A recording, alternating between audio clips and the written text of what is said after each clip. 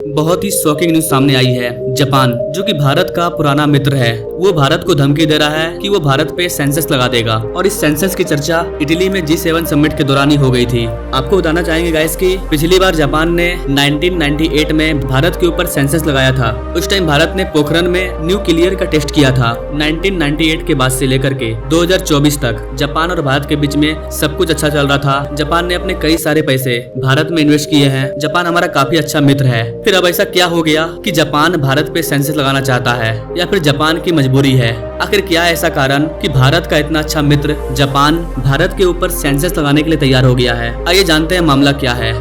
नमस्ते and welcome you all world affair, मैं विकास।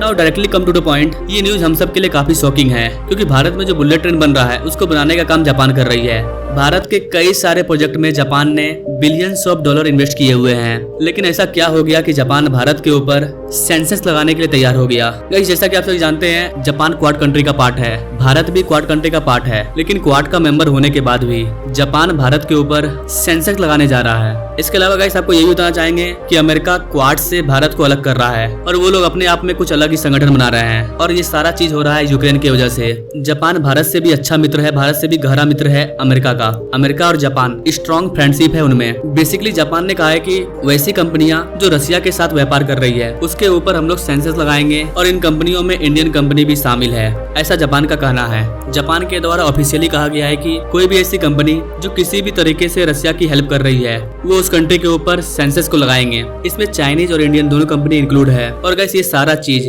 G7 summit के दौरान हुआ है। अब सवाल आता है कि ऐसी कंडीशन में भारत का सब्सटेंस क्या होगा? गाइस, भारत के द्वारा ऑफिशियली अभी कुछ भी नहीं कहा गया है, लेकिन भारत के पहले के एक सीनियर एम्बेसडर हैं मिस्टर अनिल त्रिगुनियात, इनके द्वारा कहा गया है कि देखिए, इंडिया की जो पॉलिसी रही है, हमने शुरू से ही G7 के सेंसस को नहीं माना है।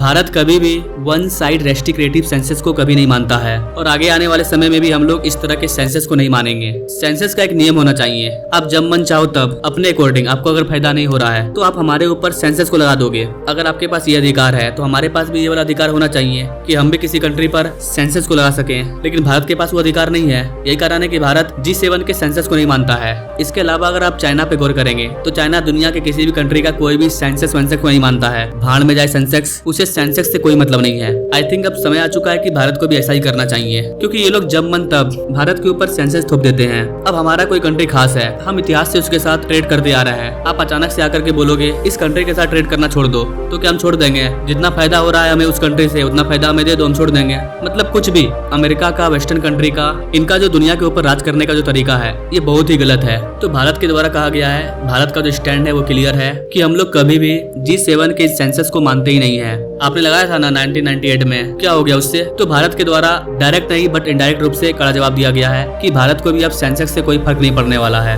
भारत पे सेंसस लगाने का अगर आप कॉन्सेप्ट को समझे तो इसका मेन कॉन्सेप्ट ये है कि ये सारे कंट्री मिलकर के रसिया को दबाना चाहते हैं, और जब तक भारत और चाइना रसिया के साथ ट्रेड करते रहेंगे तो रसिया डूबने वाला नहीं है। तो जितने भी वेस्टर्न कंट्री है, G7 के मेंबर है, वो सब एक प्लानिंग कर रहे हैं कि कैसे रसिया को दबाया जाए। इन्होंने G7 के दौरान एक शांति समझौता भी किया था, लेकिन गौर करने वाली चीज ये थी कि जिनके साथ शांति करना है उसको बुलाया ही नहीं गया था। रसिया यूक्रेन में शांति कायम करना है, यूक्रेन को बुलाया गया लेकिन रसिया को नहीं बुलाया गया। तो फिर ये शांति सम्मेलन किस बात का? इससे साफ पता चल रहा है कि ये लोग गहरी प्लानिंग कर रहे हैं रसिया को दबाने का, और भारत इस शांति सम्मेलन से बाहर है। हमने रसिया के खिलाफ जाकर के इन कंट्रियों के साथ कोई भी डील नहीं किया है, क्योंकि अभी हमें ग्रो करना है और रसिया से अभी हम ट्रेड कर रहे हैं। हम अपना अच्छा खासा दोस्त क्यों खोएं? कल को अगर भारत के ऊपर वॉर का सिचुएशन आता है तो अमेरिका भी साथ देने वाला नहीं है, रसिया ही हमारा साथ देता है। तो हम नए दोस्त को बनाने के चक्कर में पुराने दोस्त को नहीं खोएंगे। Dates clear. हाँ, यहाँ पर हम लोग एक बेहतरीन राजनीतिक को खेलने का जरूर प्रयास करेंगे कि हम न्यूट्रल रहे, हर देश के साथ हमारा रिलेशनशिप बेटर रहे और हर देश के साथ हम लोग बेटर ट्रेड कर पाए। बाकी आप इस चीज के बारे में क्या सोचते हैं गाइस? जापान भारत के ऊपर सेंसस क्यों लगा रहा है? जहाँ तक मेरा मानना है,